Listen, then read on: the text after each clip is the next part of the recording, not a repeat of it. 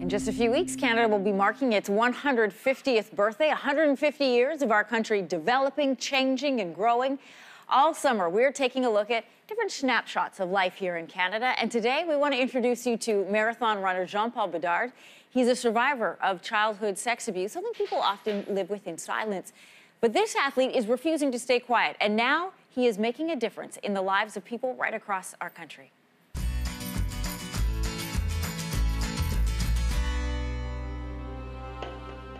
I grew up in a really violent household, and from a very young age, I felt scared. One of my safety places to escape as a kid was into sports. But then at the age of 9, I was sexually abused by a hockey coach. My life went off the rails pretty quickly after that.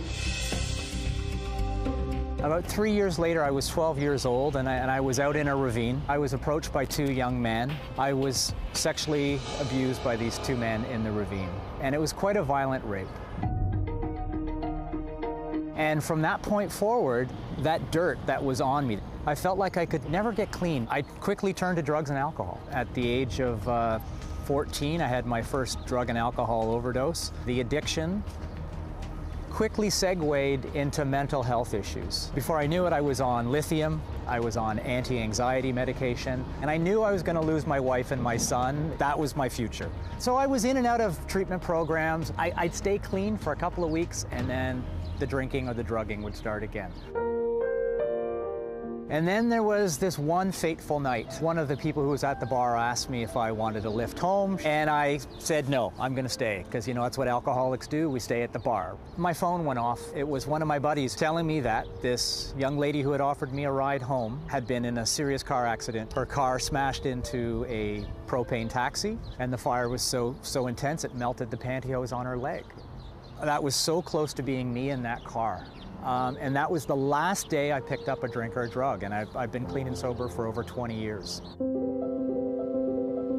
I met 2 guys in a treatment program, and they were both training for a marathon. And they asked if I'd be interested in training for a marathon with them. So I said, absolutely, sure, I'll start hooking up with you guys. But the incredible thing was, along the way, meeting these guys was just the thing I needed to stay clean and sober. But I got to a point where I couldn't fake it anymore. I had to deal with the underlying stuff that really brought on the addiction and the depression and all the other stuff that came along with it.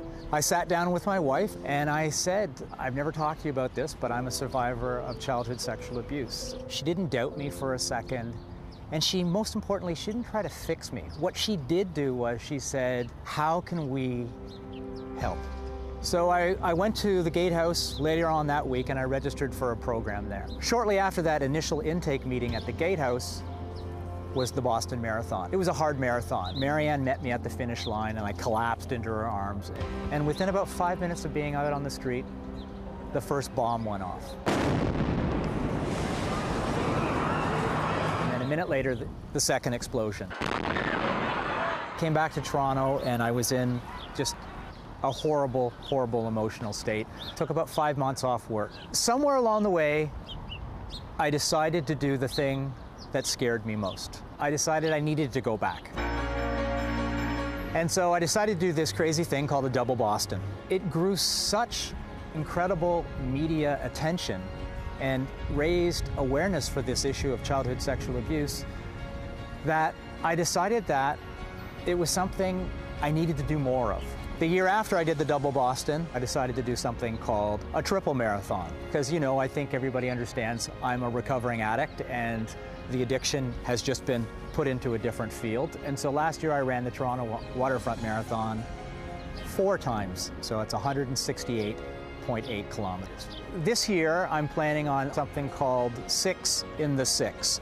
So I'm going to be running the marathon 6 times over the course of marathon weekend. So that works out to be 253.2 kilometers. I could certainly sense that there was this community building around me. There are over 1,500 athletes who are running and raising awareness for the issue of childhood sexual abuse and sexual violence. There are a lot of people who have had far worse experience. I just happen to be in a position where I'm able to talk about it.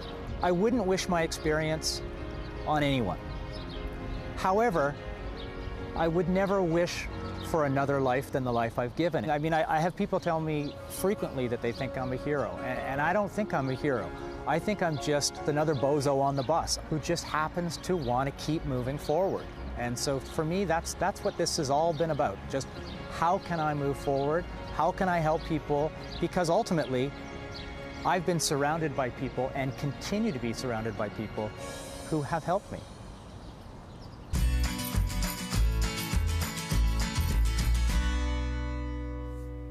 A remarkable story. I'm so glad he shared it with all of us. You can find all of our Canadian snapshots on the Your Morning website, yourmorning.ca. Tomorrow, we're going to take you to a business incubator in Toronto. It aims to help build the future of Canada's economy.